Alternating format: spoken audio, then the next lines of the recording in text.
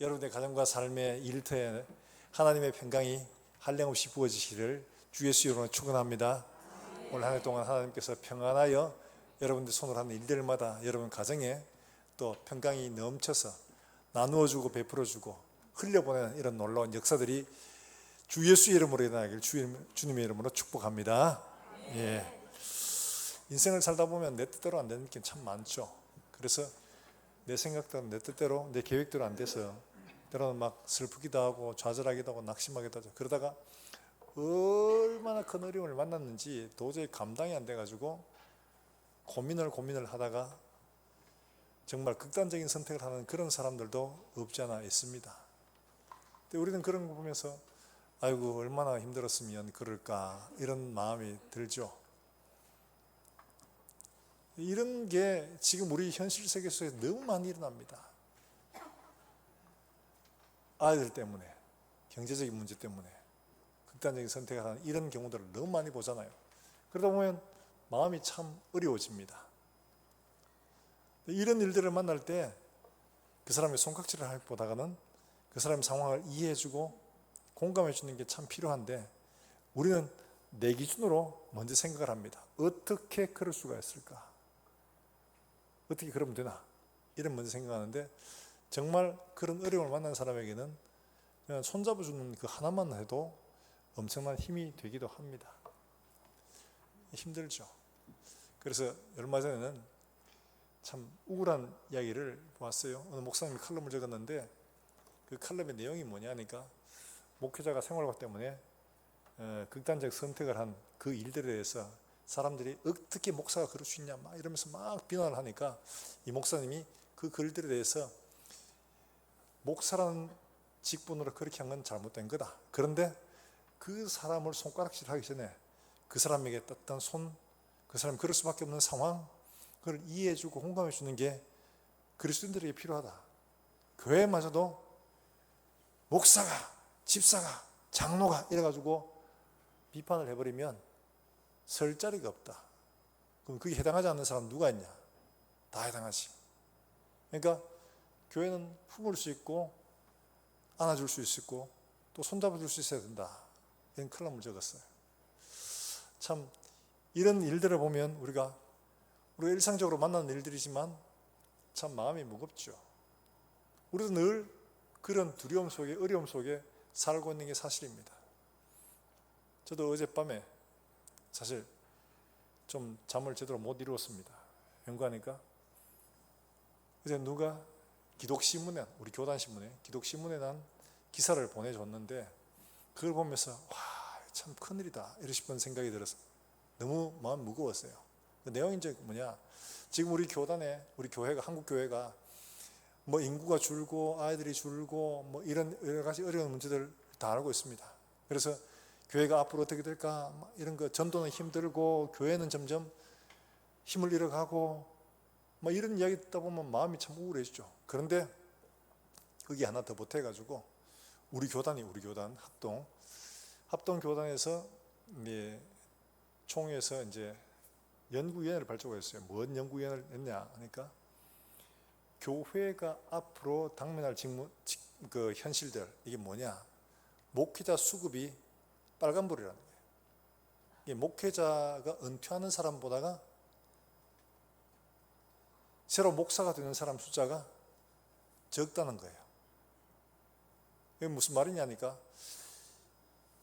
대학을 졸업하고 신학교 와서 3년 공부를 하고 그 다음에 부목사로 부교육자로 한 10여 년간을 훈련을 하고서야 담임 목사가 보통 되는데 근데 사람들이 옛날과 다르게 목사하는 일들이 너무 힘들어 보이고 굉장히 어려워 보이니까 지원하는 숫자도 줄고 총신회 신대원의 미달 적고 목사 이런저런 이유로 또 떠나가고 이러다 보니까 목사 안수를 받는 사람의 숫자가 은퇴하는 사람보다 적다는 거예요.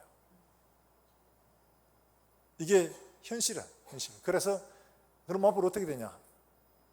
교육전사 옛날에 구하기가 그렇게 힘들었는데 저는 그렇게 생각해요. 교육전사 구하기가 이렇게 힘들면 그 다음 부목사 구하기 힘들어지고 그 다음 담임 목사 구하기 힘들어지고 이렇게 될 것이다 생각을 했는데 그게 너무 빨리 닥친 거예요. 그래서 2024년이잖아요. 2026년부터 역전된다는 거예요. 그러니까 나가는 사람보다 들어온 사람이 적다는 거죠. 모자란다는 이야기입니다. 그때부터 시작을 해서 점점 목회자가 모자라서 한 30년 정도 되면, 그러면 은퇴하는 사람들이 한 절반 정도가 새로 이제 목사가 될 수 있는 자격이 있는 사람이라는 거예요. 이래 되면, 그러면 담임 목사 구하는 것들이 이제 어려워진다는 거고, 담임 목사가 없는 교회가 생긴다는 이야기입니다. 그래서 그 일을 보면서, 야, 이거 정말 큰일이다. 이거 어떻게 해야 되나, 이거. 교회 앞일을 어떻게 해야 되나. 교회 앞일을 어떻게 해야 되나. 이게 마음에 굉장히 좀 무거웠습니다. 그래서 잠을 제대로 못 잤습니다. 근데 이런 이야기를 하다 보면 우울해지죠. 첫날부터 왜 그래 무거운 이야기를 하느냐 한데, 룻기에 있는 이야기가 바로 그런 이야기거든요. 소망이 보이지 않는 그런 환경이에요.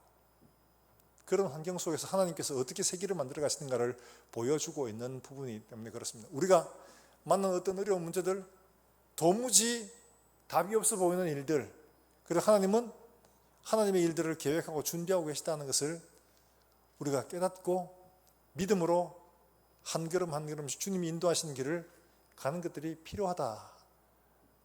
이걸 우리가 함께 나누고자 하는 겁니다. 오늘 본문의 이야기는 우리가 잘 알다시피 유대 땅에 엘리멜렉의 집안이 있었습니다. 그게 유병한 사람이었어요. 나름대로 유력한 집안이었습니다. 그러니까 힘도 있고 뭐 경제적으로도 넉넉하고 그런 집안이었는데 다 아는 사람이었어요. 그런데 그 땅에 흉년이 들어가지고 여러 가지 어렵다 보니까 이 사람이 뭘 선택했느냐 하니까, 이 사람이 모압 땅에 가는 걸 선택해서 자기 아내와 두 아들 데리고 몽땅 다 데리고 모압 땅으로 가서 한 10여 년간 거주했습니다. 근데 거기서 어떤 일이 벌어졌냐, 잘 살고 좋은 결과를 맞았으면 참 좋았을 텐데 두 아들이 다 죽고 결국에 엘리멜렉 자신도 죽고 자기 부인 나오미와 그 뒤에 결혼했던 보아스, 며느리죠. 두 며느리만 남은 거예요. 이 기가 막힌 이런 상황이 된 거죠. 갈 수도 없고 뒤로 물러설 수도 없는 이런 환경. 이런 환경에 나오미가 처하게 된 겁니다. 그런데 하나님께서 이들을 어떻게 인도하고 계시는가, 우리가 결과를 다 알지만 상상도 못한 길로 하나님께서 그들의 걸음을 인도하고 계시더라는 것을 우리에게 보여주고 있거든요.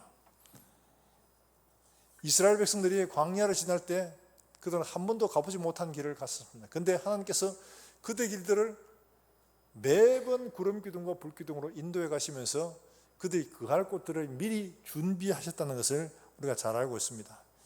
그런 것처럼 이들의 걸음도 하나님께서 그렇게 인도하실 거라는 거죠. 그런데 문제는 이들이 왜 이렇게 흉년이 들었는데 왜 가나안 땅에 있지 않고 떠나버렸느냐. 떠나면 안 되는데 근데 왜 떠났느냐. 그 나오는 말씀에 1절에 이런 말씀을 하죠. 사사들이 치리하던 때에 라고 이렇게 말합니다. 사사들이 치리하던 때. 사사들이 치리하던 때에, 저 때가 언제냐, 사사기 시대죠. 그 사사 시대에 대표하는 표현이 뭐냐. 사사기 21장 25절의 말씀에 그때 이스라엘의 왕이 없으므로 사람이 각기 소견에 오른 대로 행하였더라. 우리가 잘 알고 있는 것처럼 사사시대의 특징은 각기 소견에 오른 대로 행하는 시대였습니다. 성경적으로 그런데 이걸 성경적으로 말고 인문학적으로 본다면 이때는 어떤 시대냐, 인간의 자유와 해방이 이루어지는 시대입니다. 하나님에게서 인간을 선택하고 인간 마음대로 할 수 있는 그런 시대가 된 거죠. 왜 그들이 하나님을 치워버렸느냐, 그거는 좀 더 역사를 거슬러 올라가면 그 이유가 나옵니다. 그 이유가 무엇이냐 하니까 사무엘 시대에 이스라엘 백성들이 왕을 요구하는 겁니다. 아니 하나님이 왕이신데 무슨 왕을 요구하냐 이랬더니만은, 아니 우리도 주변 나라들처럼 그런 왕을 달라, 하나님 왕 말고. 그러니까 사무엘이 굉장히 마음이 상했습니다. 그때 하나님이 그렇게 말씀하십니다. 뭐라고 말씀하시냐. 자, 사무엘상 8장 7절의 말씀에 이렇게 말씀하십니다. 자, 한번 읽어보겠습니다. 같이 읽습니다. 시작. 여호와께서 사무엘에게 이르시되 백성이 내게 한 말을 다 들으라. 이는 그들이 너를 버림이 아니요 나를 버려 자기들의 왕이 되지 못하게 함이니라. 사무엘을 버린 게 아니고 누구를 버렸다고 얘기합니까? 하나님을 버렸다고 얘기를 합니다. 대단히 중요합니다. 그들은 눈으로 보이는 왕을 원했습니다. 그런데 그게 뭘 의미하는지를 그들이 몰랐다는 거죠. 달리 말하면 우리도 다른 나라처럼 그런 폼나는 왕, 전쟁 앞장서서 막 군대를 동원하고 나가 싸우고 하는 이런 왕을 우리에게 있어야겠다. 그 왕을 세워달라. 이런 이야기를 했는데 율법에는 그렇지 않죠. 율법에는 내가 왕이다. 내가 왕이다. 내가 너희 왕이다. 했는데 그런 왕은 필요 없고 우리가 원하는 이런 왕을 달라. 이렇게 요구를 한 겁니다. 근데 하나님이 말씀하시기를 그거는 사무엘 너를 배척하는 게 아니고 나를 자기들의 왕으로 두지 않으려고 한 거다. 그 다음에 이루어진 게 각기 소견에 옳은 대로 행하였더라. 이렇게 된 겁니다. 자, 이야기가 뭔 얘기냐? 그렇지 않습니다. 로마서 1장 27절에 사람들이 어떻게 해요? 그 마음에 누구를 두기를 싫어해요? 마음에 하나님 두기를 싫어하며 이 하나님께서 그 상실한 마음으로 내버려 두사. 그 다음에 일어나는 일이 뭐냐? 그 다음에 불의, 추악, 탐욕, 시기, 수군수군한 자요, 부모를 거역하는 자요, 이러면서 이런 이야기가 나옵니다. 달리 말하면 사람이 하나님을 마음에 두기 싫어한 그것 때문에 결국에는 인간의 모든 악과 죄가 거기서 나오더라는 것을 말씀을 하고 있습니다. 똑같은 이야기입니다. 자, 그러면 인간에게 지금 우리 현재 역사에서는 다르냐? 다르지 않습니다. 우리가 잘 알고 있는 르네상스 있죠? 세계사 속에 늘 배우면서 이 르네상스가 인간에게 인류 역사 가운데 가장 중요한 사건이잖아요.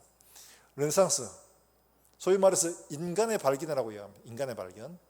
그 전까지 인간은 없었나? 아니죠. 인간이 있었는데 그 전까지는 전부 다 신화 세계였습니다. 하나님이 이랬는데 이제 그 하나님을 치워버린 사건입니다. 절대적 기준을 치워버린 거예요. 치워버리고 어떻게 했냐? 인간을 거기에 꽂아놓은 겁니다. 인간 중심으로. 그걸 인간 해방이다. 이렇게 말하고 드디어 인간이 자유를 얻었다고 이야기를 하는 겁니다. 드디어 모든 것들의 주인이 인간이 된 겁니다. 그러니까 인간의 자유, 평등, 이게 인간의 모든 가치를 좌우하는 아주 중요한 결정이 되어버린 겁니다. 그리고 난 다음에 일어나는 일들이 뭐냐? 하나님 필요 없는 세상, 진화론이 그 자리를 대체하고 그 다음에 인간이 그 자리를 대체하니까 인간의 만족과 행복이 가장 중요한 덕목이 되어버린 겁니다. 나의 자유, 나의 행복, 누구도 손댈 수 없어. 인간의 자유, 권리, 천부인권이라고 말하죠. 하나님 주신 하늘로부터 받은 인권이다. 사실 그게 아닌데 사람은 그렇게 말합니다. 하늘로부터 받은 권, 이게 자유, 평등, 하늘로부터 받은 거다. 인간이 최고. 그리고 난 다음에 지사도 나오고 동성애도 나오고 그게 다 나오는 겁니다. 사상의 자유, 양심의 자유, 표현의 자유, 이런 것들이 결국 만들어 놓은 게 우리가 지금 이런 험악한 세상을 만들어 놓은 겁니다. 지금 우리가 그 세대로 살고 있어요. 진화론자는 뭐라고 합니까? 동성애 그 죄 아니야. 왜? 자연을 이렇게 관찰해 보니까 자연에 동물들 중에 성이 바뀌기도 하는 동물도 있고, 그리고 이게 때로는 동물들 중에도 동성애하는 동물이 있어요. 그러니까 봐라, 이게 정상적이에요. 이게 자연스러운 거야. 그러니까 우리가 동성애해도 그거는 부자연한 게 아니고 그게 자연스러운 거야. 자연도 그대로 하고 있으니까 괜찮은 거야. 그거 고치는 거 아니야. 그게 원래 자연스러운 거야. 이렇게 얘기를 할 수밖에 없는 거예요. 하나님 기준이 아니니까 사람이 보기에 괜찮더라는 거예요. 그렇게 되어진 겁니다. 그러니까 지금 우리가 일어나고 있는 모든 일들을 보면 그게 인간이 중심으로 해석을 하고 인간의 중심으로 판단하고 인간의 중심으로 허락을 하게 된 겁니다. 그러고 나니까 지금 일어나고 있는 이 일들이, 온갖 범죄, 추악, 탐욕한 일들이, 이런 일들이 우리 세계 속에 너무 많이 일어나서 우리가 도저히 이제 감당할 수 없는 이런 수준까지 지금 이르고 있는 거죠. 바로 그 시대입니다. 그 사사시대는 소위 말해서 사람의 자유, 평등, 인권이 강조되는 그런 시대였습니다. 그러니까 자기 소견에 오른 대로 내 생각이 중요하지 남의 생각이 중요하지 않습니다. 나의 행복이 중요하지 남의 행복이 중요하지 않습니다. 내 가치가 중요하지 남의 가치가 중요하지 않습니다. 하나님이 필요한 게 아니라 내가 원하는 하나님을 만들어 달라는 거예요. 내가 원하는 하나님을. 지금 그러고 있는 거예요. 이제 뭐 AI 때문에 한번 말씀드렸습니다만은 그런 세계가 오면 어떡하나 막 이러면서 하는데, 아마 이런 세계가 될 겁니다. 작년에 독일에서 AI 로봇 있죠. 그 이제 말하자면 아바타죠. 가짜를 만들어가 사람과 똑같이 해가지고 합성을 해가지고 하는데, 4명의 흑인, 백인, 여자, 남자 4명의 아바타를 만들었어요. AI가 만든 겁니다. 그리고 표정하고 이런 게 똑같아요. 사람 구분을 할 수가 없어요. 근데 이 AI가 목사예요. AI 목사가 4명이서 돌아가면서 예배인들을 합니다. 찬양을 하고 설교를 하고 기도를 하고 이러는 거예요. 그걸 독일 한 교회에서 그걸 보고 담임 목사님이 보고 어떻느냐 평가하니까, 설교는 그렇더라. 감동이 없더라. 왜? AI는 모든 걸 다 집어가고 오거든요. 모든 정보를 인터넷에 있는 거 다 가져와가 조합을 해가 만드니까 2단 것도 가져오고 3단 것도 가져오고 하니까 이걸 갖다 붙여놓으니까 당연히 그럴 수밖에 없겠죠. 근데 이제는 이런 시대가 열릴 수도 있습니다. 뭐냐? 지금도 플로팅 처치라고 하는데, 팬데믹을 거치면서 사람들이 교회 안 나가고 교회 밖에서 그냥 인터넷으로 예배드리고 끝. 나는 교회 안 가지고 헌금하고 봉사하라 하고 누구 가르치라 하고 이거 이거 귀찮아. 그냥 난 조용히 신앙생활 할래. 이런 사람들이 플로팅 처치라고 하는데, 플로팅 크리스찬 떠돌아다니는 사람이죠. 이런 사람이 굉장히 많아졌다는 거예요. 근데 이 사람들이 어떻게 하냐? 그러면 내가 원하는 목사, 내가 원하는 설교, 내가 원하는 예배 언제라도 드릴 수 있는, 소위 말해서 그런 AI 교회를 세우게 될 겁니다. 각자가. 사사기 뒤에 보면 그 레위인 한 청년이 있잖아요. 그 청년을 단 지파에서 잡았어요. 네가 한 가정의 제사장이 될래? 우리 지파의 제사장이 될래? 단 지파 제사장이 될래? 이러고 지금 한 가정의 제사장으로 소위 말 고용되어 있던 이 사람을 데리고 가죠. 자기 교회를 만듭니다. 달리 말하면 AI 교회를 만들어서 AI 목사를 만들어 두고, 내가 AI 목사에게 이런 거 설교해 주시오, 저런 거 설교해 주시오 요구하면 그 AI 목사는 내가 원하는 입맛에 맞는 설교들을 해주게 될 겁니다. 그러니까 이런 시대가 올 수 있다는 거죠. 얼마든지 지금 현재도 가능한 이야기예요. 이제 이런 시대가 오면 유형의 열을 보이는 이런 교회는 더 이상 매력이 없어지는 겁니다. 내가 원하는 교회, 내가 원하는 시기에, 시간에 내가 원하는 설교를 딱 들으면 되니까. 결국 목적은 어디냐? 사람의 마음의 평안, 나의 위로에 있지 구원에 있지 않습니다. 근데 그 AI 로봇이 설교하는데 믿음을 가지세요 막 얘기하는데, 한편 들으면서 제가 참네, AI가 사람 보고 믿음을 가지세요 이렇게 말하니까 참 기분이 참 뭐하더라고요. 믿음을 가지세요, 기도하세요. AI가 누구한테 기도하라는 거예요 도대체? 그렇더라고요. 이런 시대가 도래해야 될 건데 더구나 이런 일들을 부채질하는 게 제가 앞에서 말했다시피 앞으로 우리 교단에서 목사가 모자라게 될 것이고 목사를 청빙하는 일이 쉽지 않을 거라는 거죠.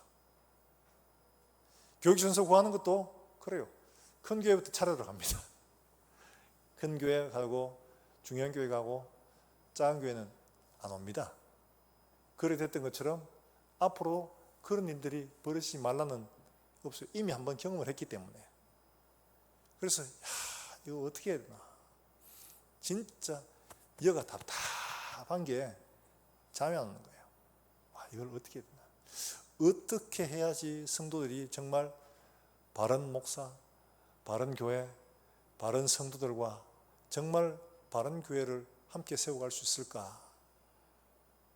정말로 기가 막히는 그게 잠이 안 오네. 참 그렇더라고요. 뭐 목사 혼자 고민하는 거니까. 그렇죠. 이게 우리 현실. 그래서 유명한 그 계시죠. 이혜령 교수가 이런 부분을 이야기를 하면서 나눔을 하면서 그런 이야기를 합니다. 기자한테. 이제 진짜 전쟁이 시작됐다. 얘기를 하세요.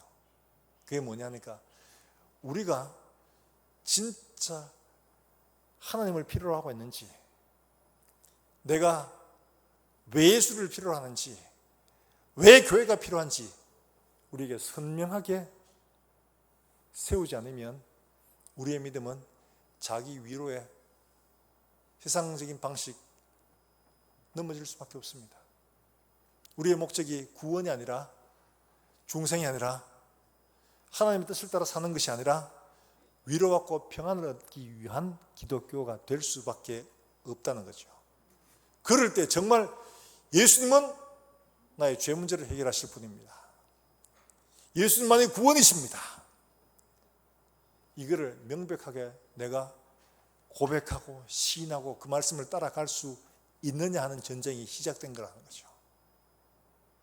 인간은 자기의 위로와 자기의 필요를 쫓아갑니다. 현실적으로 필요한 거예요. 지금 사사시대에 그렇잖아요. 하나님 말씀은 그 땅을 떠나지 말라고 했는데 현실적으로 이 땅이 너무 힘드니까 모압 땅으로 가는 거예요. 모압은 하나님이 가지 말라고 한 곳입니다. 그 땅은 대대로 하나님의 총에 들어올 수 없다고 했는데도 불구하고 그 땅에 가는 겁니다. 왜? 당장 먹고 살기 힘드니까 그 땅에도 가는 거죠. 그러니까 하나님의 말씀보다는 현실적 필요를 따라서 가게 되는 게 모압 땅이라는 거죠. 하나님 말씀을 따라 살면 굶어 죽을 수도 있고, 하나님 말씀을 따라 살면 손가락질 받고 시대에 뒤처진 사람 되고, 그러니까 목구멍이 포도청이라 먹고 살아야지. 많은 분들이 그렇게 얘기합니다. 교회 다니면서 목사가 막 주일 예배 참석하라고 막 하고, 목사님 세상 물정 모르는 소리 좀 하지 마이소. 먹고 살아야 될 거 아닙니까? 먹고 살아야지 헌금도 하고 내 월급도 줄 거 아닙니까? 대놓고 그런 이야기를 하세요. 당장의 현실적인 문제, 이것 때문에 하나님이 가지 말라 한 영역까지도 갈 수가 있게 된다는 거죠. 그러다가 하나님께서 그 땅에서 잘 살고 문제없이 살았으면 다행인데 하나님께서 결코 그렇게 두지 않거든요. 하나님이 택한 백성은 어쨌든 흔들어서 다시 돌아오게 하십니다. 결국 만난 것이 두 자녀 다 죽고 본인도 죽고 나오미하고 두 며느리만 남게 된 겁니다. 이들의 길이 없나? 길 없습니다. 사방을 살펴보다 길이 없어요. 그 땅에 정착해서 우상과 함께 살든지 아니면 죽든지 둘 중에 하나를 해야 되죠. 그런데 거기서 이들이 선택한 것은 어떤 길이었냐 하면 바로 그들이 하나님께 돌아오는 선택을 하게 되었다는 거죠. 하나님께 돌아가는 길. 그 돌아가는 길 어떻게 시작되느냐. 이 6절 말씀에 이렇게 설명을 합니다. 6절 같이 한번 읽어봅니다. 시작. 여인이 모압 여호와께서 자기 백성을 돌보시사 그들에게 양식 주셨다 함을 듣고 이에 두 며느리와 함께 일어나 모압 지방에서 돌아오려 하여 양식을 주셨다는 소식을 듣게 된 겁니다. 그러니까 자기의 고향 땅, 하나님의 땅에서 들은 소식이 뭐냐?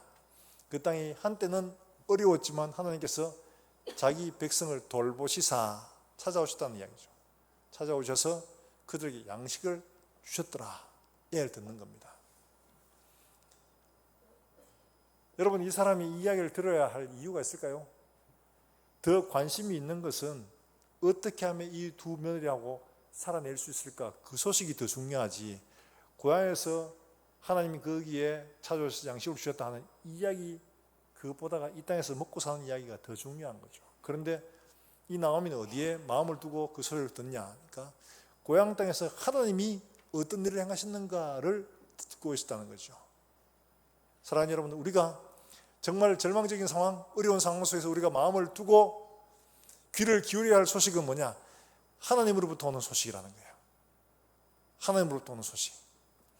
하나님이 자기 백성에게 어떤 일을 하셨는가? 하나님이 자기 백성에게 무슨 일을 지금도 이루고 계시는가를 듣는 것보다가 더 중요한 일은 없습니다. 우리는 시종일관 세상이 돌아가는 그 경기가 좋아지나 안 좋아지나 내게 마음을 두고 살고 있는데 하나님으로부터 오는 소식들에 마음을 두지 않으면 돌아갈 수 있는 길들이 없습니다. 하나님께 오는 소식들에 우리의 마음을 두시기를 주의 이름으로 축원합니다. 하나님으로부터 무슨 소식이 들려지는가? 하나님께서 자기 백성을 위해 무슨 일을 하셨는가? 여기에 마음을 두고 거기에 귀를 기울일 수 있는 그런 우리 모든 성도들이 되시기를 주의 이름으로 축원합니다. 그래야지만이 살 수 있는 길이 열리게 된다는 거지요. 지금 당장의 문제가 아니라 우리가 살아갈 수 있는 힘과 돌아갈 수 있는 능력도 바로 하나님이 행하신 일들을 들을 때에 결단할 수 있게 되는 겁니다. 바로 그것을 보여주고 있는 겁니다. 여러분, 이런 일을 할 때 우리 마음속에는 끊임없이 우리의 생각, 우리의 욕심들을 잘 포기를 못합니다. 한편으로 생각하면 우리의 아직도 믿음이 남아있고 하나님 아닌 다른 것들의 소망이 있다는 것을 보여주는 거죠. 그렇잖아요. 우리가 도박하는 사람들이 왜 그걸 못 끊느냐? 요거만 하면 될 것 같거든. 그러니까 딱 한 판만 더 하면 딸 것 같거든. 그러니까 그걸 못 끊는 거예요. 희망이 전혀 없다고 생각하면 끊어버리는데 희망이 거기에 아직도 있다고 생각하니까 도박을 못 끊는 거예요. 정선에 저 가면 막 집 날리고 기업 사장이었던 사람도 노숙하고 하는데 그 사람들 왜 못 떠나느냐 합니다. 한 번만 더 하면 될 것 같으니까. 한 번 더 하면 될 것 같으니까. 그러니까 그 사람들에게 구걸을 해가지고 밥을 먹고 구걸을 해가지고 돈을 빌려가지고 또 땡기는 거예요. 이번은 될 것 같으니까. 인간의 남아있는 그 허무한 희망에 자기를 걸기 때문입니다. 자기의 현재의 비참한 상황을 보지 못하기 때문인 거죠. 누가 보면 15장에 탕자 이야기가 나오는데 탕자 이야기 보면 조금 이야기를 저는 그렇게 생각해요. 이거 왜 아버지가 그렇게 자비로운 아버지가 이 탕자를 다리 몽둥이를 뿌라서라도 주저앉히지 않고 왜 가도록 놔뒀을까 하는 이런 의문이 드는 거예요. 그렇게 자비로운 아버지라면 두드리 패서라도 그 아들을 말려야죠. 그 다음에 형을 보내가지고 기어코 그냥 코를 꿰서라도 데리고 와야 되지요. 근데 뻔히 알고 있으면서 안 보내고 안 찾아갑니다. 왜 그러냐? 진짜 절망과 좌절을 경험해야지만이 돌아오게 되거든요. 회개란 게 그렇습니다. 회개는 그냥 단지 뉘우쳤다. 이거 좀 나쁜 것 같다. 죄송해요. 이게 회개가 아니고 내가 선택한 이 길에 희망이 없습니다 하는 것을 발견해야지 진짜 발걸음을 돌이킬 수 있습니다. 회개는 뉘우치는 게 아닙니다. 삶을 완전히 바꾸는 걸 회개라고 하는데 이 절박함을 깨닫지 못하면 회개할 수가 없습니다. 그래서 아버지는 그가 줄여 죽는 데까지 내버려 두는 거죠. 언제 돌이킵니까? 돼지를 치고 그 돼지가 먹는 쥐염 열매를 먹으려고 했는데 돼지하고 경쟁하는 상태까지 이르게 된 거죠. 돼지하고 경쟁했는데 돼지에게도 져서 힘으로 안 되니까. 그러니까 그제서야 그가 깨달은 게 뭐죠? 내 아버지 집에는 양식이 풍족한 품꾼이 얼마나 많은가. 그런데 나는 여기서 줄여 죽는구나. 자기가 돼지하고 경쟁해서 안 되고 거기서 죽을 수밖에 없는 그런 비참한 상황임을 깨닫게 되고서야 어떻게 하냐? 내가 아버지께 돌아가리라. 그리고 일어서서 아버지께 돌아가게 되더라는 거죠. 만약 형을 보냈으면, 형, 뭐 돈 좀 없어? 돈 좀 줘와. 요거만 될 것 같아. 내가 가서 반드시 갚아줄게. 그러겠죠. 아버지가 와서 그 아들을 봤으면 넌 불쌍해서라. 야, 이놈 자식아, 가자. 아버지, 내가 다음 주 갈게요. 이 손 돈 좀 줘보세요. 이러면 또 거기에 주저앉았을 거예요. 하나님은 자기 자신이 얼마나 비참한지를 보게 하시는 겁니다. 그래야 돌이키거든요. 우리가 기억해야 할 것은 내가 지금 얼마나 비참한 상황 속에 있는가를 영의 눈을 열어서 볼 수 있어야지만이 하나님께로 우리의 방향을 돌릴 수가 있습니다. 이걸 알지 못하면 여전히 헛된 희망에 사로잡혀가지고 이번만 하면 된다. 이번엔 될 거야. 자꾸 이럴 수밖에 없는 거죠. 사랑하는 여러분들, 우리의 눈이 열려서 우리 인생의 비참함을 발견할 수 있도록 하나님 앞에 은혜를 구하시기를 주의 이름으로 축원합니다. 하나님, 내가 아무리 노력해도 안 됩니다. 내가 아무리 선하게 하려고 해도 나는 할 수가 없습니다. 나에게는 희망이라고는 보이지 않습니다. 주님 아니고는 나는 희망이 없습니다. 고백할 때야 진짜 회개가 시작되는 겁니다. 우리 인간에게 어떤 희망을 품고 있다면 아직도 회개가 안 된 겁니다. 내 속에 뭔가 할 수 있다고 생각하고 있는 한은 회개가 되지 않습니다. 완전한 절망. 나는 여기서 줄여 죽는구나 할 때야 내가 일어나서 아버지 집으로 가라 하게 되는 거죠. 사랑하는 여러분들, 이런 우리 인생의 비참함, 애통함을 바라볼 수 있게 되기를 주의 이름으로 축원합니다. 저는 그런 생각이 들더라고요. 이런 사회에서 일어나는 이런 일들을 보면서 인간의 자유가 만들어낸 그 결과가 뭐냐? 이런 비참함을 만들어낸 거예요. 어떻게 사람이 사람이라고 말할 수 없는 일들을 하면서도 전혀 양심의 가책을 느끼지 못하고 저런 일들을 계속해서 보면서도 계속해서 일어나고 있는 걸 보면 인간에게 무슨 희망이 있나? 인간에게 무슨 희망이 있을까? 절망이 되는 거예요. 인간에게 뭔가를 가르쳐서 새로워질 수 있습니까? 우리 다 하잖아요. 머리 검은털 나는 거는 가르쳐가 될 동물이 아니라고. 머리에 검은털 나는 건 누구죠? 그렇죠. 사람은 가르쳐가 변하지 않는다는 거죠. 그 말은 교육이 안 되는 말이 아니고 인간에게는 자정 능력이나 스스로 선하게 행동할 수 있는 그런 능력 자체가 없다는 거죠. 그걸 말하는 겁니다. 인간의 절망이에요. 절망. 우리가 우리 자신들을 보면서 내가 내 힘으로 하려고 했던 것들, 내가 내 주변에 보면서 그런 일들을 보면서 인간은 할 수 없구나. 인간은 안 되는구나. 하나님의 예언은 우리가 돌이킬 수 없고 고칠 수도 없고 선할 수가 없구나 하는 것을 발견할 때야 주님 안 됩니다. 저 좀 참아주세요. 저 좀 도와주세요. 주님밖에 없습니다.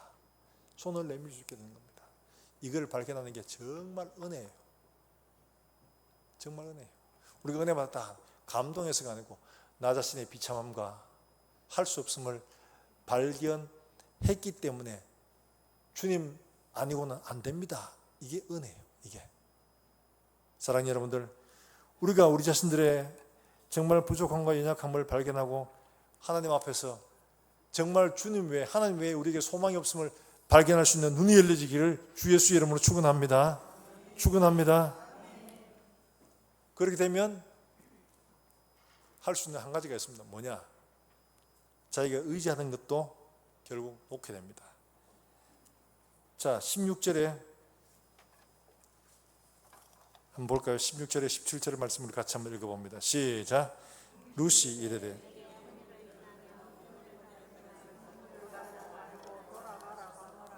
어머니께서 가시는 곳에 나도 가고 어머니께서 머무시는 곳에서 나도 머물겠나이다. 어머니의 백성이 나의 백성이 되고 어머니의 하나님이 어머니께서 죽으시는 곳에서 나도 죽어 거기 묻힐 것이라. 만일 내가 죽는 일 외에는 어머니를 떠나면 여호와께서 내게 벌을 내리시고 더 내리시기를 원하나이다. 아멘. 자, 여기 보면 16절에 이렇게 말합니다. 내게 어머니를 떠나면 어머니를 따르지 말고 돌아가라. 뭐라고 합니까? 그 다음에 강권하지 마옵소서. 강권, 이거는 그냥 한번 해보는 말이 아니고 가라, 떠밀어내는 거죠. 제발 가라. 내한테 무슨 소망이 있노? 가라, 제발 가라, 떠밀어내는 걸 말합니다. 이거 하지 말라고 얘기합니다. 달리 말하면 지금 나오미는 룻과 오르바에게 그냥 너건 너거대로 가, 이렇게 한번 이야기한 게 아니고 강권했다는 이야기죠. 제발 가라. 여러분 생각해 보세요. 시어머니에게 요즘 같으면 그럴 겁니다. 아마 며느리가 당연히 뭐 며느리 그럴 수 있지 하지만 당시로 보면 시어머니 홀로 된 이 시어머니에게 며느리는 생계수단이요, 자기를 부양할 소위 말해서 기둥 같은 존재들입니다. 이걸 데리고 가야지 그래도 밥 한 수라도 얻어먹지요. 이 데리고 가야지 그나마 자기가 봉양을 받을 수 있죠. 그런데 이 며느리를 어떻게 하냐? 강제로 떠밀어내는 겁니다. 달리 말하면 내가 의지할 수 있는 최소한의 소위 말해서 도움이 되는 이것도 내려놓는 거죠. 이거 내려놓습니다. 무엇 때문에요? 진짜 절망을 경험했기 때문에 그런 겁니다. 이것도 희망이 안 된다는 것을 알고 이것도 내려놓습니다. 사랑하는 여러분들, 우리가 기억해야 할 것은 우리가 주어지는 새 길, 바로 그런 내려놓은 포기에서 시작되는 거죠. 그때 놀라운 일들이 벌어집니다. 둘 다 가라 떠밀어내는데 오르바는 네, 어머님 정이 그러시다면 이라고 인사하는데 룻은 뭐라고 말하느냐? 나를 밀어내지 마세요. 내가 죽는 일 외에는 어머니를 떠나면 하나님이 내게 벌 위에 벌을 내리실 겁니다. 세상에 이런 말을 하려고 생각도 못한 거죠. 달리 말하면 내가 떠밀라고 의지하지 않고 하나님만 붙들겠다고 했더니만 하나님은 오히려 내게 기대하지 않았던 곳에서 새로운 지팡이, 새로운 길을 열어주시더라는 거죠. 바로 그걸 우리에게 보여줍니다. 이들을 설득해가지고 어쨌든 간에 내게 유리한 방향으로 내가 사용할 수 있는 그런 방향으로 설득을 하는 게 아니라 하나님 외에는 나의 도움이 없다. 하나님 외에는 나를 도울 수 있는 분이 없다. 인정하니까 이들을 떠밀어내는 거죠. 그래서 떠밀어내는 거예요. 하나님만 나의 도움이십니다. 하나님만 나의 능력이십니다. 인정하니까 너희는 가라. 너희는 가라. 근데 하나님은 생각지도 못한 룻이 내가 지팡이가 되어줄게요 한 게 아니고 굶어 죽어도 같이 죽습니다 이러면서 들러붙죠. 생각지도 못한 길들이 열리게 되더라는 거죠. 우리가 하나님 앞에 우리의 모든 것들을 다 내려놓으면 하나님은 우리가 생각지 못한 곳에서 새로운 길들을 만들어 열어주시는 줄로 믿으시길 주의 이름으로 축원합니다. 이게 하나님 방법이에요. 많은 사람들이 그렇게 했습니다. 믿음의 사람들이 가는 길들마다 하나님은 그렇게 했습니다. 아브라함에게 가라. 그래서 본토, 친척, 아비 집 다 떠납니다. 그렇죠. 그리고 그걸로 끝내는 게 아니고 롯에게 좋은 땅도 양보하고 전쟁에서 빼앗은 것도 다 돌려주고 다 했어요. 그리고 마지막에 오늘 새벽에 말했다시피 아브라함이 포기한 게 뭐냐? 아브라함이 포기한 가장 큰 게 본토 친척 아비 집이 아니고 지속적으로 아브라함은 포기를 했습니다. 그걸 떠나는 것을 계속한 겁니다. 그리고 마지막에 진짜 이거는 떠날 수 없고 포기할 수 없는 것인데 그것마저도 내려놓았습니다. 그게 뭘까요? 그렇죠. 아들입니다. 약속의 자녀예요. 약속의 자녀. 약속의 자녀를 어떻게 내려놓을 수 있습니까? 도저히 내려놓을 수 없죠. 근데 하나님이 내려놓아라 하니까 네 이러고는 약속의 자녀도 내려놓게 된 겁니다. 그러더니만 하나님께서 그 약속의 자녀 포기했더니만 그 약속의 자녀를 다시 살리신 거죠.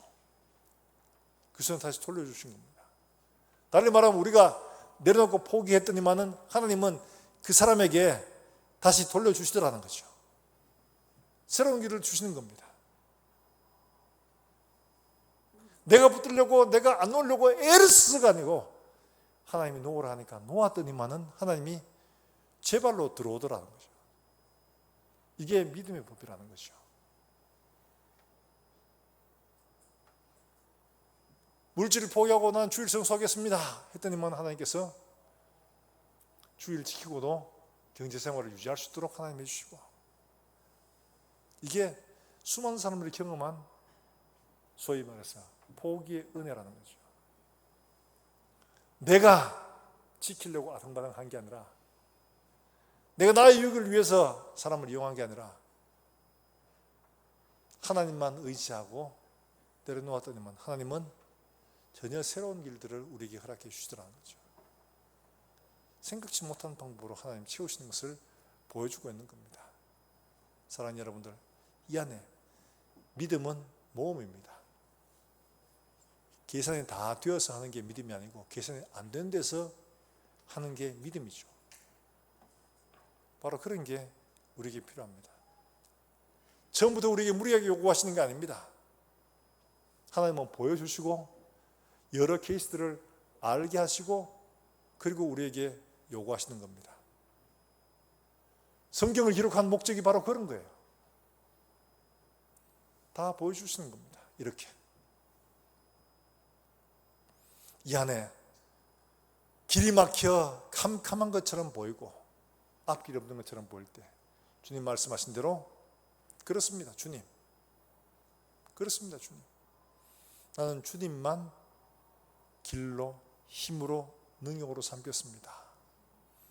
내려놓으라면 비록 약속을 받은 것이라도 그 약속마저도 하나님 앞에 내려놓겠습니다.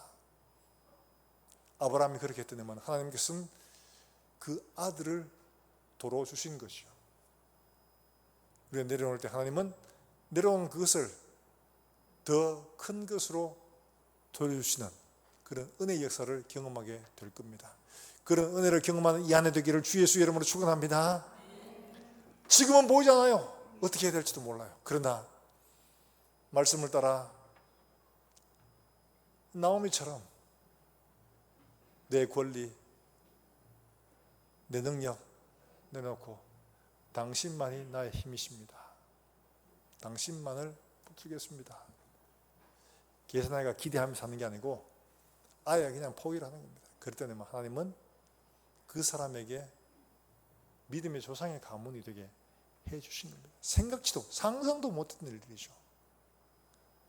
사랑하는 여러분들, 올 한 해 시작하면서 우리가 만나는 문제들 가운데 이와 같이 여러분의 삶 속에서 하나님 앞에 내려놓고 포기하는 것으로 말미암아 하나님께서 놀라운 은혜의 역사를 정말로 길을 열어주시고 새롭게 채워주시는 것을 경험하여 마지막 송구경 신집회 때 우리가 정말 하나님 우리에게 이런 일을 하셨습니다. 정말 하나님이 하셨습니다. 무릎 꿇고 하나님 앞에 정말 하나님이 하셨습니다. 가슴 벅차게 고백하며 하나님 앞에 감사할 수 있는 우리 모든 성도들의 삶이 되기를 다시 한 번 더 예수 이름으로 축원합니다. 축원합니다. 우리 계신 함께 찬송하고 기도하겠습니다.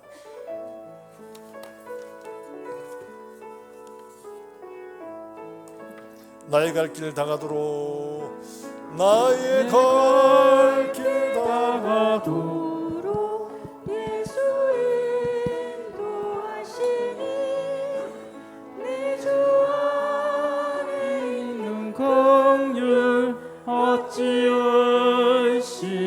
의심하리요. 믿음으로 사는 자는 하늘 위로 받겠네. 무슨 일을 만나든지 만사 형통하리라. 무슨 일을 무슨 만나든지 일을 만나든지 만사 형통하리라. 나의 갈 길 다가도록 길 다가도록 예수 인도하시니 어려운 일 당한 때도 어려운 일 당할 때도 족한 은혜 주시네. 나는 심히 고단하고 영혼 매우 가난한 너의 앞에 반석에서 샘물 나게 하시네. 나의 앞에 반석에서 샘물 나게 하시네. 나의 갈 길 다 가도록 예수 인도하시니 나의 갈 길 다 가도록 예수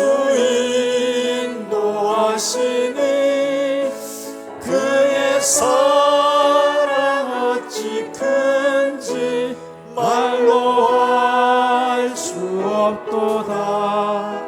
성령 감화 받은 영혼 하늘 날아갈 때에 영영 부를 나의 찬송 예수 인도하셨네. 영영 부를 나의 찬송 예수 인도하셨네. 우리 시간 함께 기도하실 때에 우리가 받은 말씀 가지고 이 한해 정말 하나님 우리의 모든 삶 속에서 하나님만 붙드는 이런 믿음으로 이 한 해를 살아낼 수 있도록 주님 은혜를 베풀어 주시옵소서. 하나님께서 오는 소식들 하나님 말씀하시는 것들을 주의 있게 듣고 그 소식을 붙들고 힘을 내 정말 우리가 가는 삶에서 하나님 내려놓으라는 것들 다 내려놓고 주님만 힘을 삼고 의지를 삼아 내 삶에 새로운 길을 여시는 하나님을 경험할 수 있도록 주님 축복해 주시옵소서. 우리 목사님 함께 통성으로 기도하겠습니다. 하나님 아버지 은혜를 감사합니다. 사랑하는 종들이 오늘 룻기를 통하여 우리에게 주시는 교훈의 말씀들을 우리 가슴 속에 듣게 해주시기를 원합니다. 하나님께서 우리를 위하여 무슨 일을 행하셨는지 하나님께서 어떻게 자기 백성을 먹이시는지를 우리가 말씀을 통하여 다시 한 번 더 듣고 생각하고 그 말씀들을 하나님 아버지의 마음속에 새겨서 우리를 인도하시는 하나님의 능력들을 의지하고 우리가 하나님 아버지 우리의 모든 일들 속에서 우리의 것들을 포기하고 하나님의 것들을 붙드는 하나님만 의지하는 믿음으로 이 안에 살아내어 마침내 하나님 아버지 우리를 위해서 놀라운 세계를 여시는 하나님의 역사를 우리가 경험할 수 있도록 주님 축복해 주시옵소서. 살아계신 하나님 은혜를 감사합니다. 어렵고 답답한 일을 만났지만 하나님께서 우리에게 주시는 말씀들 하나님께로 오는 소식대로 우리의 마음을 두고 그 말씀 붙들고 하나님 앞에 우리가 내려놓아야 할 것들을 내려놓고 마침내 우리에게 세계를 여시는 하나님의 놀라운 역사들을 우리가 경험하며 우리 삶으로 살아내는 우리 모든 성도들이 되게 해주시옵소서. 가정에서 직장에서 손으로 하는 일일마다 하나님이 우리를 위해 행하신 놀라운 새 길, 새 역사를 우리가 간증하며 하나님 살아계심을 증거하는 이 한 해가 되게 주님 축복해 주시옵소서. 하나님 아버지 오늘도 주 예수의 이름을 세상 속에 전하는 우리 사랑하는 선교사들과 그들의 사역 위에 하나님께서 복을 주시며 그들을 통해 오늘도 생명의 놀라운 역사들이 땅까지 증거되게 하여 주시옵소서. 우리 주일학교 아이들 하나님 말씀으로 자라납니다. 말씀을 들을 때 그 말씀이 우리 아이들의 심령 속에 잘 박힌 노처럼 박혀져서 어디로 가든지 흔들리지 않고 예수 그리스도는 나의 힘이요 나의 능력입니다 고백하며 믿음으로 살아내는 우리 아이들이 될 수 있도록 주님 축복해 주시옵소서. 우리 교회가 주님 오실 그날까지 정말 우리에게 맡기신 귀한 복음의 사명들 다 잘 감당하다가 우리 하나님 앞에 아름답게 설 수 있도록 주님, 우리 모든 성도 한 사람 한 사람을 붙잡아 주시옵소서. 우리 가운데 질고로 고통받으며 하나님 앞에 부르시는 종들에게 은혜를 다하사 말씀하신 것처럼 그가 채찍에 맞음으로 너희가 나음을 입었다, 이 말씀처럼 하나님 회복된 놀라운 역사가 일어나게 하여 주시옵소서. 이 한 주간도 주의 은혜로 말미암아 감사하며 믿음으로 하나님의 능력을 맛보는 놀라운 삶을 살게 하여 주시옵소서. 살아계신 예수님의 이름으로 기도하옵나이다. 아멘.